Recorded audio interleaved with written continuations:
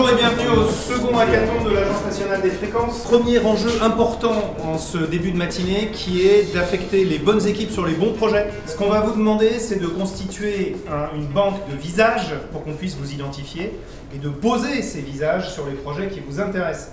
Suivez le monsieur avec les photos. Les fréquences radioélectriques, c'est un des éléments de la révolution industrielle, pas l'actuelle, hein, la vieille. Mais par définition, c'est invisible, on est en dehors du spectre visible. D'où le thème de ce hackathon, rendre visible l'invisible. Maintenant, il faut faire un choix, hein. C'est compliqué. On a proposé 11 projets. On savait que c'était beaucoup et qu'il y aurait du déchet. Il y en a 7 qui ont recueilli l'intérêt des participants, ce qui est un bon score. Moi, Tim Burton. Il faut réaliser un court-métrage dans un monde où il n'y a plus de fréquences et représenté par des fils, etc. Ça peut être intéressant. On ne vous demande pas de faire des applications parfaitement léchées de réalité virtuelle d'ici demain, c'est probablement impossible. On compte sur vous pour faire émerger de nouvelles idées innovantes qui nous serviront à tous.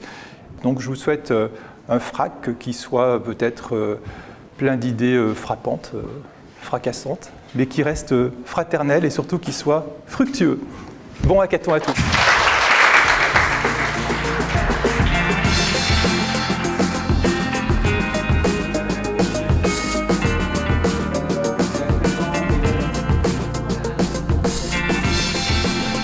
Je disais que dans une demi-heure, chacun est dans sa salle et qu'ensuite vous n'avez plus qu'à commencer à phosphorer ensemble. Merci à tous, bon courage et on est à votre disposition. Mais en quoi le fait de l'utiliser... Alors, ce qui m'a étonné ce matin, c'est vraiment de voir la belle dynamique qu'il y avait entre les participants. C'est pas toujours facile quand on travaille en équipe et qu'on se connaît pas de travailler ensemble. Et j'ai vraiment trouvé qu'il y avait une belle énergie. Ils étaient très à l'écoute chacun des autres et avaient beaucoup d'idées. Et en même temps, ils ont réussi vraiment bien s'organiser pour délivrer et être efficaces. Nickel ça. Et Street View, tu veux pas l'avoir en VR naturellement? C'est un jeu. C'est un jeu. Siamese The Rise.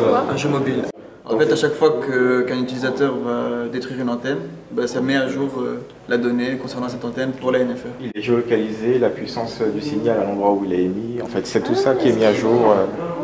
Il y a un intérêt en fait d'intégrer un business plan dedans. C'est pas un truc définitif, mais comment est-ce qu'on gagne de l'argent dessus ou quel est l'intérêt pour les citoyens de récupérer ça? Il faut que vous soyez en capacité de remplir ça, qui est donc l'explicitation de votre projet, de votre équipe, de ce que vous proposez, qui va vous faire gagner du temps pour la présentation de demain soir. Midi, c'est dans 20 minutes.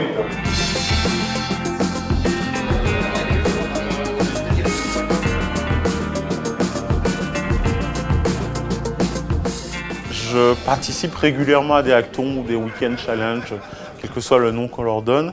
Et ce que j'ai pu apprécier dans cette édition, c'est très rapidement une dynamique de groupe et de création de groupe à émerger avec des profils variés au sein de ces groupes. Et ça, pour moi, c'est déjà une vraie bonne surprise. Et c'est aussi, pour moi, un atout pour les projets futurs qui risquent d'être présentés.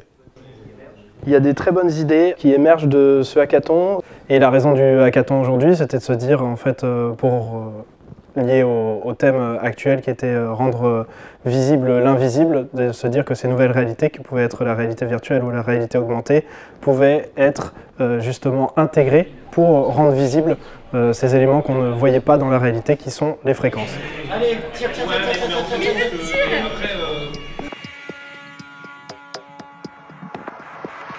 Ils sont motivés, ils se prennent au jeu et effectivement, ils vont très très vite, ils vont encore plus vite que l'année dernière. Et je pense qu'on va avoir d'énormes surprises demain sur la restitution qu'ils vont faire. FRAC 2017, jour 2 sur 2, bonjour. Concrètement, pour structurer la journée, à 14 h, les mentors vont faire le tour collectivement de chacun des groupes en disant, là, en gros, c'est quoi, si on le faisait à blanc, c'est quoi votre présentation de tout à l'heure? C'est des gens qui, pour la plupart, ont été dans votre position, ont été participants à des hackathons et s'en sont sortis avec les honneurs. Merci à vous.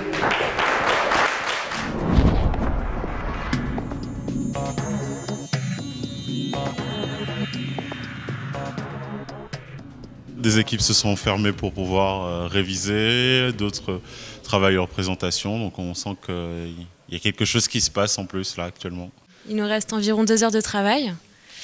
Nous, là, on est sur le business model et on est en train de monter la présentation, en fait. Quand tu as 36 heures pour faire émerger un produit, faut essayer de rationaliser un petit peu l'organisation pour que tout le monde soit le plus productif possible. On s'est retrouvé avec 2 grosses problématiques qui n'ont plus rien à voir avec le départ. Et c'est pour ça qu'on manque un peu de temps finalement en 2 jours, mais c'est pas mal parce que pour le prochain hackathon, on a déjà notre sujet comme ça en fait.